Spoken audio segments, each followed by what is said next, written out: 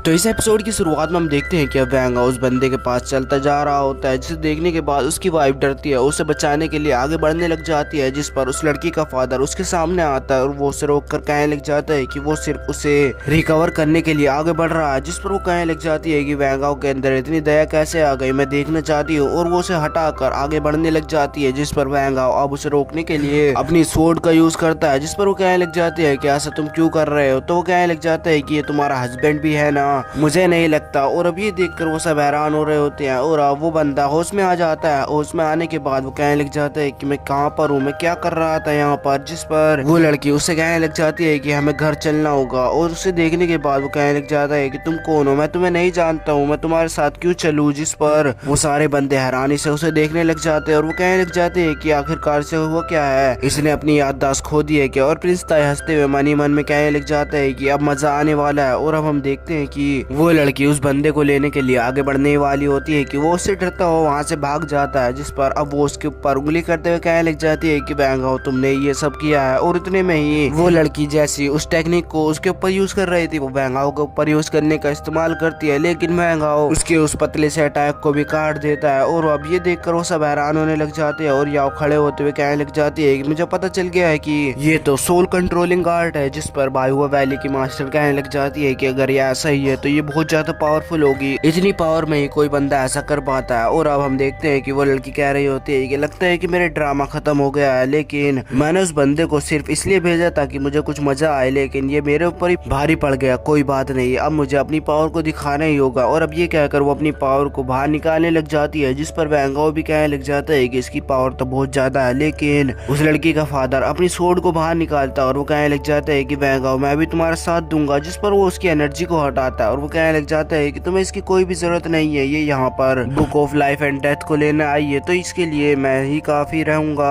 और वैंगा अपनी पावर को बढ़ाकर उस पर एक थंडर बोल्ट मारता है, जिस पर अब सीन चेंज हो जाता है और हम देखते हैं कि किन वहाँ पर इनविजिबल होकर घूम रहा होता है और इधर उधर वो जाकर चोरी कर रहा होता है और चोरी से खा रहा होता है और आगे बढ़ता जा रहा होता है और उसे कोई भी बंदा नहीं देख पा रहा होता है। और अब सीन चेंज होता है, हम देखते हैं कि वो लड़की अपने दो ब्लेड की मदद से वैंगा पर लगातार हमला करती जा रही होती है और वैंगा उसके ब्लेड को तोड़ने की भी कोशिश करता है, लेकिन वो इतने पावरफुल होते हैं कि वो उससे बचने लग जाता है और उस पर बहुत सारे अटैक लग भी जाते हैं। और अब वो लड़की फिर से अपने ब्लेड्स को बुलाकर उसके ऊपर फेंक देती है, जिसे देखकर वो अपनी ठंडा टेक्निक का भी उस पर यूज करता है, लेकिन कुछ नहीं होता है। और अब ये देखकर जिस पर मास्टर हान भी हैरान होते हैं कि आखिरकार ये कर क्या रही है। और अब वो लड़की कहने लग जाती है कि तुमने मेरा सारा प्लान को बर्बाद कर दिया, लेकिन अब तुम नहीं बचोगे, क्योंकि ये ब्लेड्स मेरे ब्लड से और मेरे सोल से बने हैं, इसलिए तुम इसे नहीं तोड़ पाओगे। और वो सारे ब्लेड्स को एक साथ मिला देती है, जिससे एक बड़ा ब्लेड बन जाता है। और अब हम देखते हैं कि वहाँ पर किम भी आ चुका होता है और वो इनविजिबल होता है, तो उन सबके सामने से जाने लग जाता है। लेकिन प्रिंस ताई और उस लड़की के फादर को कुछ लगता है कि वहाँ पर कोई है, लेकिन वैंगा को हारता हुआ देखकर वो उस पर ही ध्यान रखते हैं, उस पर ज्यादा ध्यान नहीं देते हैं। और अब हम देखते हैं कि वो अपने ब्लेड को वैंगा को मारने के लिए छोड़ देती है, लेकिन वैंगा उससे बचता हुआ उसके ब्लेड को पकड़ लेता है। और अब ये देखकर वो हैरान होने लग जाती है और वैंगा हंसता है, तो कहने लग जाती है कि तुमने पिछले